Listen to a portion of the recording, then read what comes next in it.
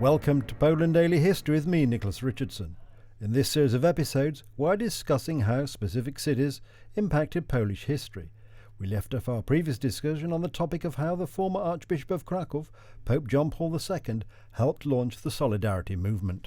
The communists were caught on their back heels, and they had to agree to the demands of this 10 million strong organization to let it become a free trade union that was not politically dominated by the government and the communist regime. It was the first such organization behind the Iron Curtain. Naturally, later in 1981, with the introduction of martial law, they cracked down and made Solidarity illegal, but nevertheless, for more than a year, it had created this movement which had its roots in many ways with Pope John Paul II, and his special relationship with Krakow. After the fall of communism in 1989, Krakow has again seen a revival, especially... And very popular city. I mean, many people watching this and many people who come from visiting Poland as tourists, of course, are drawn to Krakow because of the spectacular history and the spectacular architecture, which looks very good on their photos. Oh, absolutely. Krakow really rivals the other magnificent cities of Central Eastern Europe, such as Prague and Budapest. But also other great European cities in general, from Milan to Vienna.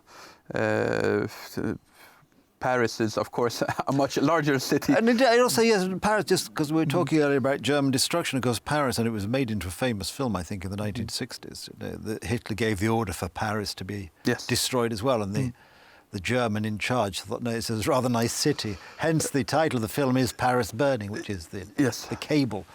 Because people had cables in those days before the internet.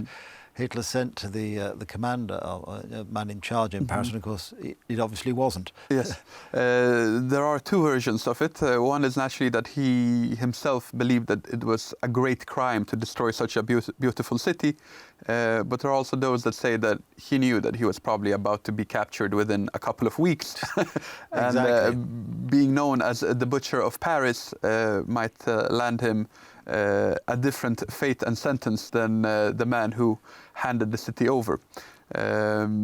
Krakow, apart from being very popular with tourists these days, has also attracted a lot of international investors. Yes, and particularly in the IT sector. Especially in the IT sector. Which, of course, is consistent with Krakow as this great intellectual centre. Absolutely. They know that there is a ton of youth.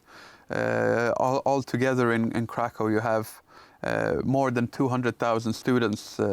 Basically, one fifth of the city is made up of students. So it's also more youthful in many ways than other large Polish cities.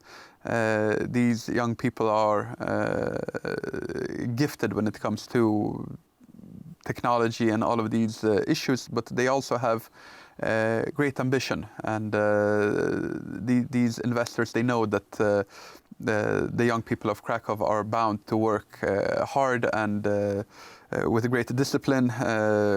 They will show up on time and do their job, which today, unfortunately, in the Western world is not something you can take for granted. Well, indeed, I think certainly COVID and working from home and all this sort of thing has badly affected folks, not everybody obviously, but the whole concept of getting people to turn up for work these days is very difficult. For the first time in centuries, if ever, considering that previously, if you didn't harvest your crops, then famine would take care of your laziness. So exactly, and this is a problem. But no, Krakow, an amazing city, well worth, for those who haven't been, well worth a visit. And there are some fantastic recent, I say recent, time goes very quickly, but last time I was there, under the old forget the cloth hall, under the cloth hall, now excavated, and you see some of the old structures, which is fascinating stuff. Yes, that is the absolute oldest part of Krakow, and now they have this subterranean museum over there. Warsaw also opened a similar one a couple of years ago. So whether you're visiting Krakow or Warsaw, it is possible to get familiar with the fundament, you could say, that these cities were built on at one point. So Krakow, for those that haven't made the trip yet, well worth visiting. And thank you for sharing those thoughts with us, Adam. That's fascinating stuff. And we'll look at other Polish cities in future editions. But I fear, as usual, the clock has caught up with us. So thank you for that. Thank you. There we are. That's a brief historical canter through Krakow. It's a fascinating place, well worth a visit if you haven't been yet. Really a lovely city to visit. And just even having a cup of tea or a glass of beer or whatever, watching the world go around. One of the cities where you can do that, which is always very, very attractive. Anyway, that's all we've got time from this edition of Poland Daily History. Thank you for watching. We look forward to seeing you next time.